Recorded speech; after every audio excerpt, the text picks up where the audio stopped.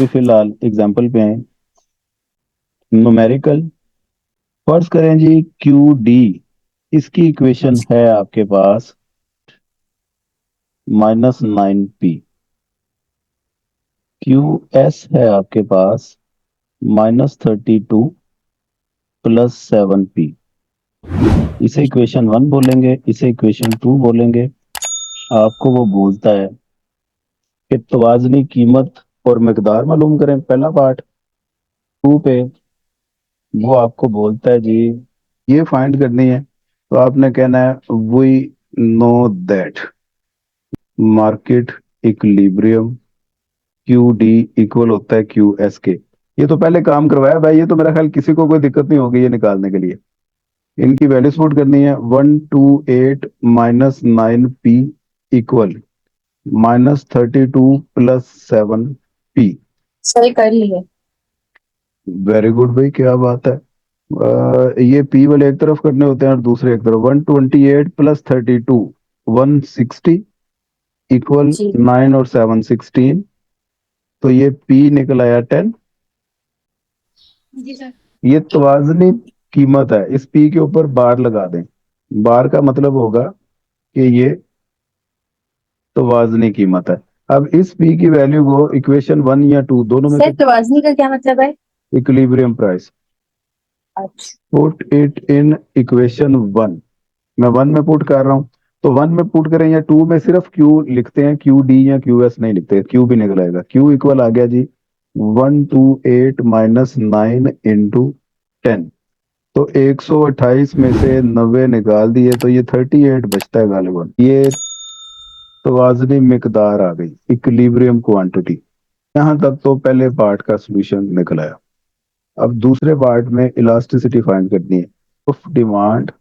इसका सबसे पहले आपने लिखना है फार्मूला। इलास्टिसिटी ई, ई के फुट पे छोटा सा डी लिख देंगे, ये डिमांड की इलास्टिसिटी है। D Q over d p into p over Q, ये फार्मूला होता है, याद है ये ड्राइव करवाया था मैंने। ठीक है। अब डी क्यू, ये आपने क्यू की इक्वेशन का डेरिवेटिव लेना है। ये इधर मैं छोटा सा डी लिख देता हूँ, ये डिमांड वाली इक्वेशन का डेरिवेटिव लेना है। बेसिकली डिमांड वाली इक्वेशन और सप्लाई वाली दो क्यू होते हैं हमारे पास। तो जब इलास्टिसिटी ऑफ डिमांड हो, डिमांड की इक्वेशन का डेरिवेटिव लेना है। इलास्टिसिटी ऑफ सप्लाई हो तो सप्लाई की इक्वेशन का डेरिवेटिव लेना है। ये पी तो हमने निकाला होगा ना, 10 है। जी क्यू भी निकाला हुआ है, 38 है। ये रह गया सिर्फ। तो ये फाइंड कर लेते हैं, क्यू डी इक्वल 128 - 9p। आगे लिखें इट्स डेरिवेटिव। डेरिवेटिव आपको अब मुझसे ज्यादा अच्छे निकालने आते हैं। ये क्यू का डेरिवेटिव निकालना विद रिस्पेक्ट टू पी। जिस तरह हम वाई का डेरिवेटिव निकालते थे 3x + 7 with respect to x, उसे डी वाई और डी एक्स लिखते थे ना, 3 आंसर निकल आता था। जी सर। अब इधर क्यू का derivative with respect to p निकालना है, तो उसे d q d over d p ही लिखेंगे। ये आ गया -9। जी सर। अब ये ऊपर फार्मूला से इक्वेशन ए बोलते हैं, by putting the values in equation ए।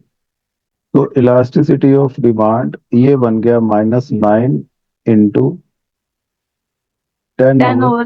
38। इनकी कटिंग करें, देखें और फाइनल आंसर बताएं क्या आया। -2.36। यहाँ पे एक बात कान खोल के सुन लें, ये माइनस का साइन इग्नोर करके इलास्टिसिटी बताई जाती है हमेशा, क्योंकि हमने स्ट्रेंथ देखनी होती है कि आंसर ग्रेटर देन 1 है या लेस देन 1 है।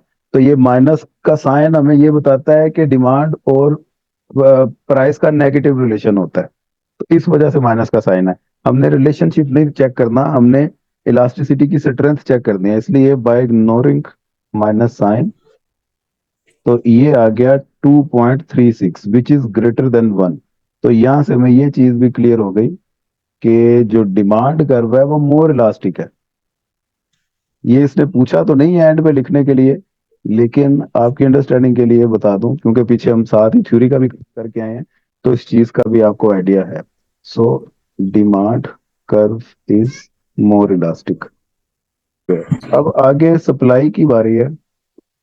अच्छा जी, अब number 3, elasticity of supply. Elasticity foot पे छोटा सा एस लिख देंगे, इसका भी फार्मूला ये डी क्यू एस का डेरिवेटिव है into P over Q. Formula same, सिर्फ फर्क क्या है, यहाँ पे सप्लाई वाली इक्वेशन का डेरिवेटिव ले लेना। तो क्यू एस हमारे पास क्या है, -32 प्लस 7p, इसका डेरिवेटिव प्लस में आएगा क्योंकि सप्लाई का प्राइस के साथ पॉजिटिव रिलेशन होता है। D q s over d p, 7 आ गया जी जी sir. From equation B. Elasticity of supply 7 into 10/38, तो 70/38 करें जरा, 1.84। तो ये भी ग्रेटर देन 1, इसका मतलब है सप्लाई ये भी मोर इलास्टिक है। Is it clear? जी सर। ओके, हो गया। मैं बुक ओपन कर रहा हूँ, ये डायग्राम ये ध्यान में रखें, ये ज्योमेट्री का तरीका है। सेंटर में इलास्टिसिटी इक्वल टू 1, उससे नीचे लेस देन 1, उससे ऊपर ग्रेटर देन 1। ठीक हो गया? जी ये सिर्फ आपने ये डायग्राम और इसकी एक्सप्लेनेशन ये करनी है, आगे वाला सारा काम आपने काट देना है। आर्क इलास्टिसिटी काट दें, तलब की कोसी लचक, और उसके बाद खत तलब का झुकाव, इसको मुय्यन करने वाले ये भी काट दें। तलब की लचक को मुय्यन करने वाले वामिल ये भी काट दें। अब अगली क्लास में मैंने आपको तलब की मुतकाते लचक और आमदनी की लचक बवजह कीमत, ये आपको मैंने करवाना है। 2 टॉपिक, ये चैप्टर भी हमारा फिनिश। तो फर्की सर, और इसमें ये एक्सरसाइज 11 तो हमने कर ली। एक्सरसाइज 12 मोस्ट इम्पोर्टेंट एक्सरसाइज है, एक्सरसाइज 11 से भी ज्यादा इंपॉर्टेंट है, और ये आ गई, इसे निशान कर लें। और इसमें भी ये पहले 5 क्वेश्चंस ये तलब की लचक के हैं, ये काट दें।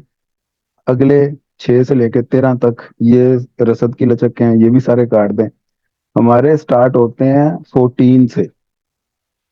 तो अभी आपके होमवर्क में ये 14 वाला है, ये मैंने अभी करवा दी है आपको, लेकिन पता नहीं चलना ये मैंने कैसे करवाया है। ये 2 इक्वेशंस को रीअरेंज करें जरा, क्यू को सेपरेट करें, बाकी सारा सेपरेट। ऊपर वाली इक्वेशन को मैं देखें, क्यू इक्वल -32 प्लस 7p, यही बनेगा ना? ये और सप्लाई की हुई ना। जी, नीचे वाली इक्वेशन 128 माइनस 9p, ऊपर वाली सप्लाई की, नीचे वाली डिमांड की। तो यही 2 इक्वेशन मैंने रखवाई थी। जी तो सर, पहले 12 क्वेश्चन आपने क्रॉस करवा दिए। हाँ, पहले 13 क्वेश्चन सारे काट काट दें। अब ये इसके आंसर चेक कर लें। P10 ही था हमारे पास, Q38 ही था, डिमांड की elasticity 2.36 which is greater than 1, elasticity भी 1.84। ये सारे आंसर्स हमारे मैच कर गए। तो ये वाला आपने दोबारा घर से प्रैक्टिस कर लेनी है। 15 वाला ट्राई करना है, इसमें Q की जगह X लिखा हुआ है, तो कोई बात नहीं, जहां पे हम QD इक्वल QS करते हैं वहां पे हम XD इक्वल XS कर देंगे। क्वेश्चन के मुताबिक जो वो X को या Q को नाम देगा उसके अकॉर्डिंग ही हम भी रखेंगे ना।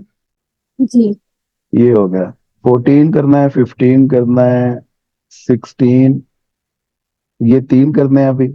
और इसका लास्ट क्वेश्चन एक्सरसाइज का 23, ये करें। 4 क्वेश्चन ये हो गए। और पीछे एग्जांपल्स बहुत इंपॉर्टेंट हैं इसकी, इन्हीं के रेलिवेंट जो एग्जांपल्स हैं। स्केयर वाले आपने भी नहीं करने, अगली क्लास में करवाऊंगा। स्केयर के बगैर वाली एग्जांपल जितनी भी मिले, जिसमें डिमांड और सप्लाई दोनों की इलास्टिसिटी फाइंड करने को बोले, सिर्फ वो वाली एग्जांपल्स करनी। ओके, क्वेश्चन लिखे जी, q D equal 5 minus p square, q s equal 2p-3, और आपको वो कहता है तवाज़नी कीमत और मकदार, ये फाइंड करें। तो सबसे पहले इक्विलिब्रियम प्राइस आपने कहना है कि मार्केट तवाज़ुन में उस वक्त होती है जहां पे क्यू डी बराबर Q S, at Q D equal Q S. तो इनकी वैल्यूज आपने पुट की, 5 minus p square equal 2p-3। तमाम एलिमेंट्स इक्वेशन के एक ही तरफ लेके जाने हैं, क्योंकि स्केयर वाले जितने भी क्वेश्चन है इसमें क्वाड्रेटिक इक्वेशन बनती है। तो ये जी 5 minus p square minus 2p+3 equal 0, ये सारा कुछ उठा के मैं लेफ्ट साइड पर ले गया। Done. Minus G P sir. Square minus 2p+8 equal 0। और ये भी एक क्वाड्रेटिक इक्वेशन ठीक है, लेकिन इसके शुरू में माइनस का साइन है तो देखने में इतना अच्छा नहीं लग रहा। इसको -1 से मल्टीप्लाई कर दिया दोनों तरफ, तो ये बन गया P square plus 2p minus 8 equal 0। ये अब आपकी क्वाड्रेटिक इक्वेशन है जिसमें a आपके पास 1 है, b आपके पास 2, c आपके पास -8। यहां तक कोई परेशानी? अब फार्मूला क्वाड्रेटिक वो होता है -b plus minus B square minus 4ac over 2a। इस फार्मूले में वैल्यूज पुट की, b2 है तो ये बन गया -2 plus minus 2 square minus 4 1 -8 over 2 into 1। ये देखे जरा, ठीक वैल्यूज पुट किए मैंने। अब इसको कर ले simplify, -2 plus minus 4 plus 32 over 2। तो ये हो गया जी -2 प्लस माइनस 36 का square root. By the way क्या होता है 36 का स्क्वायर रूट? 6/2। तो पी के दो आंसर निकल आए, एक